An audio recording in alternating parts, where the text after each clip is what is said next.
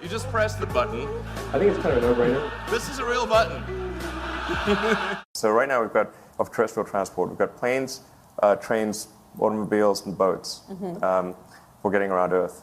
And what if there was a fifth mode? I have a name for it, which is called the Hyperloop. The Hyperloop? Hyperloop, yeah.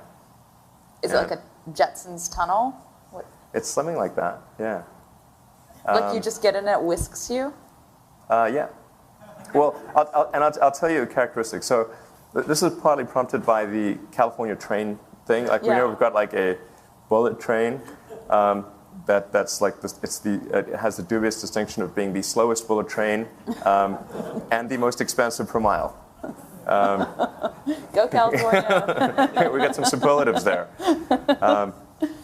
So we're setting records at both ends of the wrong ends of the spectrum, and apparently it's going to be like $60 billion or something to go from San Francisco to LA, and if they're saying 60 now, it's going to be more later. Right. And of course, it's a really slow like, train. To put this in perspective, 100 million got you into space. Well, it got me started. I mean, it got me to it certainly got me into space, and quite get me into orbit. Very close, yes, something like that, yeah. In terms of venture capital investment, it's been a couple $100 million total, including outside investors. So, and SpaceX has been profitable for the last few years.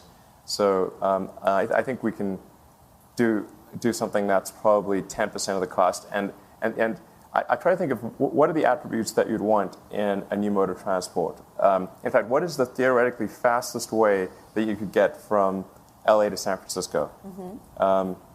And so the system I have in mind, which is you're guessing in the right direction.